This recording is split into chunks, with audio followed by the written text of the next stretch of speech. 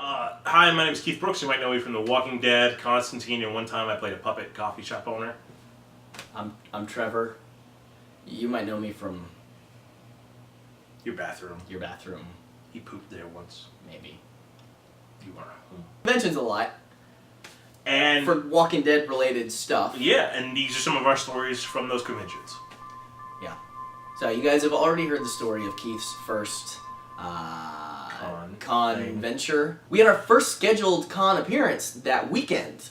It was on like a Saturday or Sunday, and he did the Bouncy House On Friday. Jamboree on a Friday. So So- I wasn't there. So he was just like, "We need picture all of them taken." And I was like, "What are you talking about? The tits on the politic." I was like, "What are you fucking talking about?" And I'm not the director, so I didn't get laid. At 5 o'clock in the morning on a Saturday, we get in the car, we go to FedEx Kinko's and like print out headshots and like stuff from the show, and we drive to From Atlanta, Georgia. to Knoxville, Tennessee. Which is not the worst of all drives. It's like but 3.5 hours. But at 5 o'clock in the morning, after being attacked by children all day, like the day before, which you do that on a daily basis, On a daily but still. basis, yeah. But it was, not that he's attacked by children for like offering candy, but he's a Fight Club. It's Fight Club. underground.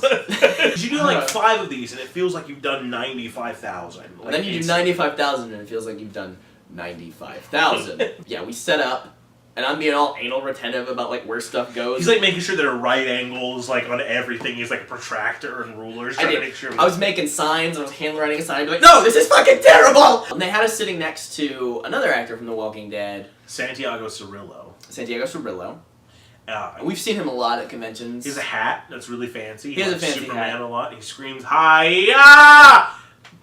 Everywhere he goes. Oh. And then on the other side of us was C. Martin Croker, who is Yeah. the animator for Space Ghost Coast to Coast. Aqua Teen Hunger Force. And he's just a cool dude. And he's a voice actor. Oh yeah, this was our first experience. We had no idea what to do. We're like, we'll charge $5. $5 is good, right? You guys? Right? But there was no one there yet. People keep coming up to the table and going, "Are you on The Walking Dead too?" And I'm like, "No." And then they would immediately not want anything to do with me. And it felt miserable. But at the same time, they would go to Keith, "Which zombie were you?" And Keith's like, "No, actually, I was in 6 episodes and had a speaking part, and I'm credited by a name, and I had to audition for it multiple times, and I earned this by going to Juilliard." I think it's awesome, the folks that are zombies, and they do a great job with it, because it is hard work, and they have to go to zombie school. Like, you didn't have to go to Greek kids school. I No, do that on that my was- own. Yeah, so literally, like at this one convention, Literally like 3 screaming. people made me bend him over while their husbands took photos of me having rectal sex with them. Yeah, and they would I don't think that's what scream it's about called. it. They were just like, "Oh my god, you fucked him in the ass!" Like, loud as shit. There's children walking by. People get really excited. They like grab all of his autographs, and they're like so ready to have some Walking Dead actor on their wall, because they love the show. They don't care who he was in it. And then when they find out, they just burn him and just walk away Set the mad. table Just on the whole fire. table. Kick me in the face because they think I'm somehow a part of it. Ooh, Ray! So I was, at the time, I was dating this girl named Devin. So she's obsessed with Star Wars. It's like one of her favorite. It is her favorite movie. It's without a like doubt. she goes to Star Wars weekends at Disney. And so, like, literally, I guess we were hanging out the Thursday night before these 2 cons back to back. And we had been, like, scrolling over the internet together. We saw this thing of a Sarlacc pit in a toilet, which is the funniest fucking thing I've ever heard in my Yeah, life. because it's perfect. So, like, at these conventions, you have just the long hours of just sitting at the table with nothing to do. Like, with either a lot of people coming up and dealing with you, or with nothing to do at all. We just have to entertain each other. Yeah. And really, you can only give each other so many hand jobs before even that gets boring. Yeah, chafing. Yeah, A lot My of hands, calluses, like, carpal cramps. tunnel. That's terrible. So I was deciding just to walk around, because fuck it. And I'm walking around, and it's weird because at that con, it's a small con. Mind you, while this fuckstick is walking around, I'm left there by myself with people coming up to me being like, "You on The Walking Dead?" And me going, should've "No," signed and them just being, "Yeah, I should have signed shit as you." They Shit's would like have never known. Never known. But it's cool because like you're walking around to these small conventions, like all of the other booth like runners, I guess, sort of figure out who you are. So as I'm walking around, they're like, "Oh, you're that Walking Dead guy. Come and look and see if there's anything you want," which is super awesome. Yeah, that was so cool. And I'm not used to that by any means. No. So I saw the Sarlacc toilet pit right there, and it was the coolest thing in the world. Like, I have to get this. I didn't know you were the guy that made this, and so I talked to the guy who sells them. His name's Ray Wilson. So you should look him up. He has that, and he has a Jaws He has, version like, of that now. T-shirts, he's got art, I mean, the dude's amazing. The dude makes stuff. Ray, we're totally pimping you out right now. But at these conventions, you meet all the other booth holders, the vendors, and the artists. It's really cool to meet artists. Like Clay's, we've gone out and eat tacos with Clay before. We see Santiago all the time. Yeah, we see Santiago at conventions all the time. I didn't really know what to expect because I am, in my mind, like I'm a nobody, right? But you're somebody to me. This got awkward. Like when the show first started and they opened the doors, it was shocking because we had a rush of fucking people. Yeah, we were selling shit for like $5. We made like $300 for selling shit for $5 in like an hour. Yeah. And we didn't know what the hell to do with ourselves. So we thought we had fucking tapped a golden vein. Like we had, I mean, because $300 to us, we were like, we could buy so many pop figures. Especially at $5 a pop. It was insane. Like that just lets you know like the abundance of people that were coming. And it was such like an overwhelming feeling. And at the same time, like you feel so grateful and you feel very loved. And it's definitely a confidence booster. Weird. But at the same time, it's fucking exhausting. It is one of the most tiring things you could ever do because these people are coming to see you and they deserve to be treated with enthusiasm and with gusto and with every bit of enthusiasm that they're giving you. But at a certain point, you literally run out of energy. So you're having to like dig deep where someone comes up and you're just like, yeah, you're amazing. It's nice to meet you. I like your shirt, Yeah. And it's really tiring. I liken it to sort of being on like stage because you get this sort of adrenaline rush that helps you carry through the moment. I don't. You've played music, yeah. I guess. I think it's the same thing. Or like even on set, it's sort of, but like to me, I relate it closer to the theatrical thing where you sort of you get in the element and it's adrenaline rush until you get off stage and you're like, oh God, give me a cigarette, a Fresca, and a handy. They brought everyone sandwiches except for the guy who raped the kid on The Walking Dead. Yeah. And his humble assistant. Literally, they're walking around with this tray of sandwiches and they get to our table and they go, and they just move and past. They just keep so walking. like Clay Barton Crooker's beside us, Santiago's there. So they go to Clay, just skip over us and go to Santiago, and they just keep And they going. have like extra sandwiches and we're just handing them out to people attending the convention. It's just not And us. we're just sitting there like, what? So I had to literally get money from, because we couldn't spend any of the money that we were getting because we had to keep using it as change because for some reason people kept buying stuff from us. So I had to literally run half a mile to a CVS with an ATM, get some money out, run back, and use that cash to buy us some chicken fingers at the concession stand at this place before we all died. And Keith is diabetic. So he's gotta eat. So he was blue and his eyes were popping out by the time I got back going, I in show! And trying to sign things while blood was pooling. And the drive back was god awful. It was terrible. We were so tired because we had left at 5 o'clock in the morning. It was, so on the we drive. left at 8 o'clock at night or something, right? Yeah, we left there at 8 o'clock at night. Or no, it was 6 or 7? I don't know. Yeah, it was late. It was late. So, but we were on the drive home, just trying not to fall asleep, listening to Disney on Pandora the entire time. And I think that's when we set up the tradition of every time we cross the state line back into our home state of Georgia, we listen to Cry Little Sister. Cry, little sister. Thou shalt not something. Come to your brother. I don't even remember the words. A lot of incestual stuff there. That's a lot of. Love is with your father. Word to your mother. We also stopped at Shoney's. Yeah, which was goddamn which was delicious. Amazing. So what I learned from this particular convention experience is always stop at Shoney's. Always stop at Shoney's. Always stop at Shoney's. Look, here's the deal. Shoney's is a buffet that is phenomenal. It's not like a Golden Corral buffet. No, it's not there's no fountains of chocolate. No. But it's just the bare essentials. I have meat, potatoes, cheese. That's all I need. It's not cheese, shredded cheese. It's melted nacho cheese that I can put on anything I want. Yeah. Salad, put some cheese on that bitch. And we also stopped at a Russell Stover's store located directly across from there where they have sugar-free chocolate. And I got some almonds. You did? You did? That was nice. I think I bought some candy for a female at that point. I did too. I did too. Yeah. And then I ended up eating it all on the way back. But then we also met the dude from Spawn. Who was the voice of the Violator. Yeah. And he was the nicest guy in the world. We sat and me and him just sat and talked craft for a couple minutes. I've never been so unviolated by a man named the Violator. Oh, the Mystery Machine!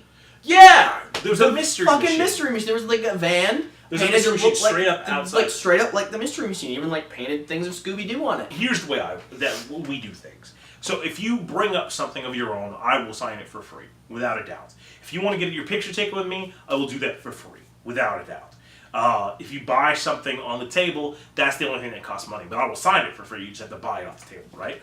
So a lot of people will bring up stuff, and they're used to like paying actors to sign something they brought themselves, which I get. Which I totally get that. But at the same time, like I'm just not about that. Like to me, this is more about meeting people and the experience, etc., etc. So anything you're gonna bring me, I'm gonna sign. That's gonna be great. But I get to sign some weird ass shit, right? Yeah, and here's something: if you aren't familiar with Walking Dead fans or the show, Walking Dead fans are diehard fans. I mean, like they really, really love The Walking Dead. They're walker stalkers, is what they're. Yeah, they call themselves walker stalkers. Now, Keith and I'm about to ruin this for everybody out in the world, have never seen the show. I'm on the show. I've never watched it. But I could tell you everything about it, and I can have full conversations now just from being at conventions and people asking me questions about the show and telling me things about the show. I know absolutely everything that happens. Like, I can have a full conversation with somebody about a specific scene in an episode, and they'll have no idea I don't know what I'm talking about. Because I've been told about it. It's like reading the transcript for a TV show, basically, is what we've done. So this dude, like, walks up, nice guy. Really nice fella. But he starts unloading stuff for me to sign. He asked me how much it is from. I'm like, well, if you brought it, it's totally fine. So I signed a couple posters. He's like unrolling posters, and he's got like everybody's autographs on them. Yeah. And he starts asking us questions about, season 1, episode 3, at the 15th minute. What do you think it meant when blah blah blah happened? And And so so I'm like, I don't know is what I say at the beginning. Then he just keeps asking them. So I'm like, well, what do you think it meant when Maggie lifted her nose twice and blinked? And he's like, what I think it meant was her affections for Glenn. And we're like, yeah. Insider scoop. That's exactly what it meant. You hit it right on. And then he came back like an hour later, and he brought a guitar. And at first I thought he was giving me a guitar, because I'm like, oh, is this how this works? I'm fine with this. I was tuning it, like getting it ready. But it was not. He wanted me to sign a Walking Dead custom Fender guitar. Fender Strat. Yeah. A custom Walking Dead Fender Strat. He told us how much it cost. I don't remember, but it was more than my car. A lot of times in life you feel discouraged. But, especially I think as an actor and artist, you feel, well, this isn't amounting to anything. Yeah. This is not touching anybody. And as an actor, for those of you out there who don't know about what it's like to be a professional actor, it's not a lot of glamour in it unless you, reach that high level. You do anywhere from, 1 to 10 auditions a week, and you don't hear anything back from, 99.9% of them. So you hear no. A lot. Like, I've been into an audition, walked into the room, had 16 people in the room, right? I walk in it's a callback for an audition. There's 16 people in the room. I walk in the room, they look up at me, they look down, and they never look at me again. And I know right at that moment, I didn't book this, but I still have to sit there and go through with the audition and through with the scene and walk away knowing they had no interest in me whatsoever, just from a look. And you get that a lot. I mean, that's what it is to be an actor, is to hear. You don't even hear no nowadays. What it is to be an actor is just hear nothing until that one awesome day you hear yes and get to go eat a bowl of Czech cereal in a commercial and finally get to pay rent, Exactly. And I mean, even then, once you think that you've reached a higher level sometimes, it's still not enough. Like, the Walking Dead stuff happened, the Constantine stuff happened. I do, features and stuff, but I just take whatever work I can get. And, the other week, I was on a commercial where some people were really nice, other people, were dicks. Was this the photo shoot? Yeah. Yeah. And so... I'm bitter about that still. Yeah, so I got to set, and the costume lady was looking at my wardrobe. She looked at me and said, you really don't have the look for an actor. You should consider doing something else. I mean, I think the thing, too, is that to remember, acting is not brain surgery. By no means, it's the greatest fucking job in the world. But at the same it really time, is. It's hard to have an entire life that's based on the word no. That no, you're not good enough for this, no, you're not good enough for this. And so you do 99 auditions, and there's no guarantee that you'll even hear one of them. No. So, and that's no matter what level you're at, really.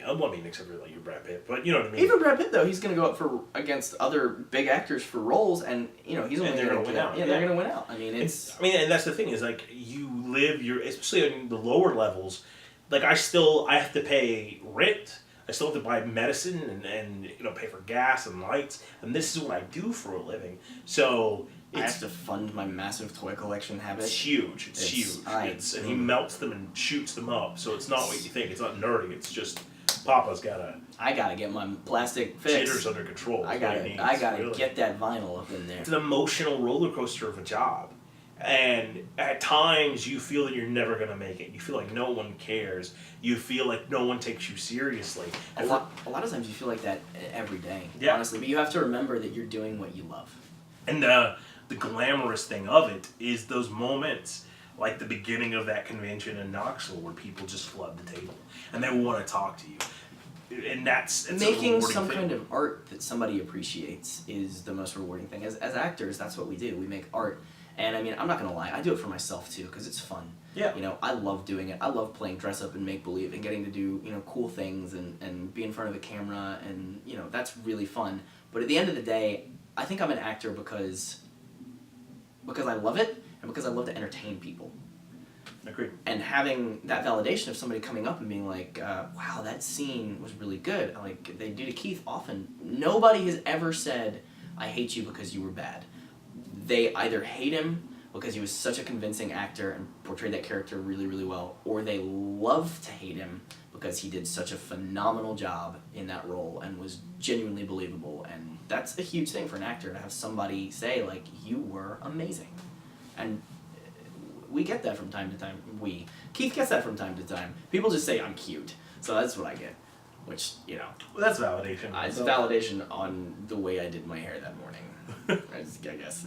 And hopefully, you know, I give you something that you want, and you're giving me that validation that I'm doing. Yeah. That me doing this does matter. And we make friends, and it's really cool to hear people's stories from different areas of life. Conventions are great, and if you've never been to one, you should totally go.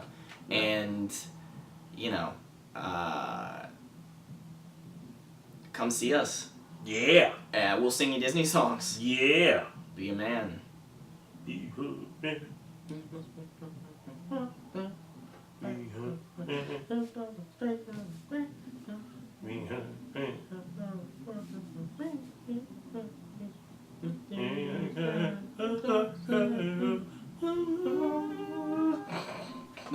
The end.